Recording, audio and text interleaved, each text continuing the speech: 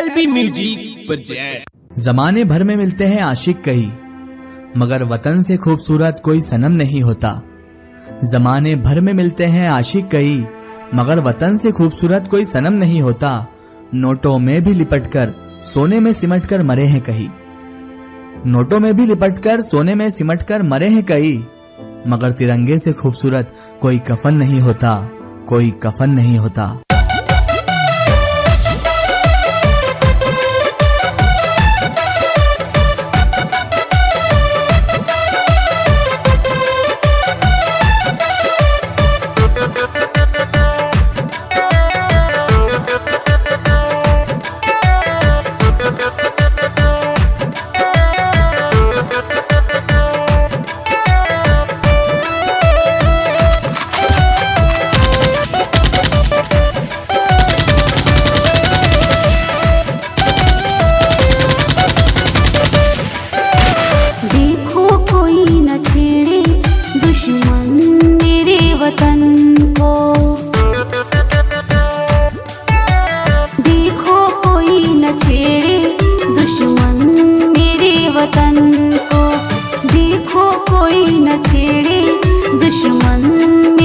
वतन को करते रहो हिफाजत, करते रहो हिफाजत, मिलजुल के इस चमन को।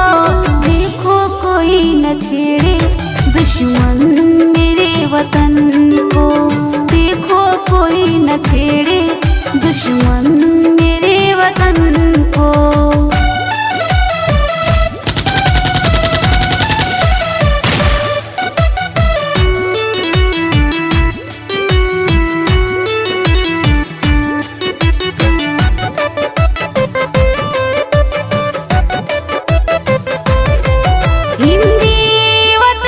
मेरा हिंदी चमन है बनके, आएंगे जो भी दुश्मन देंगे जवाब तन के।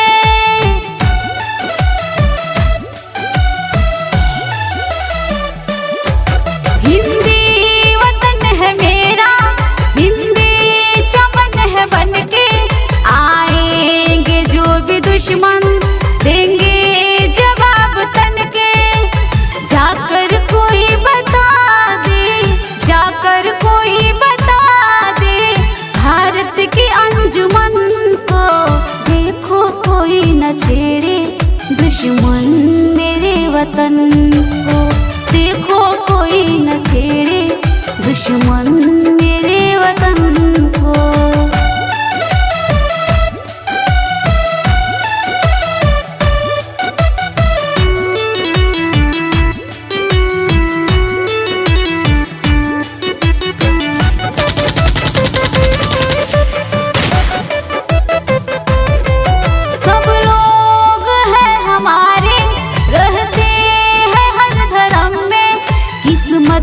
में जो है होंगे, जो है मेरे करम में।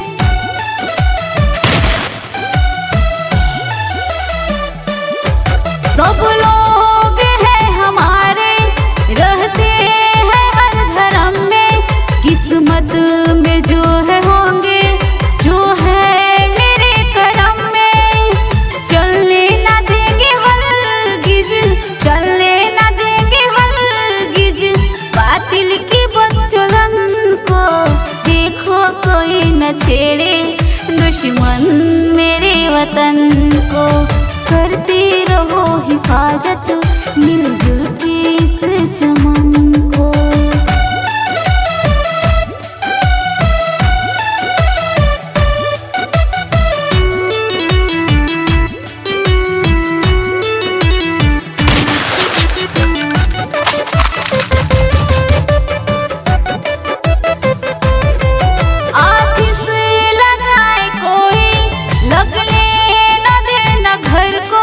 जुल्मों सितम के आगे झुकने न दे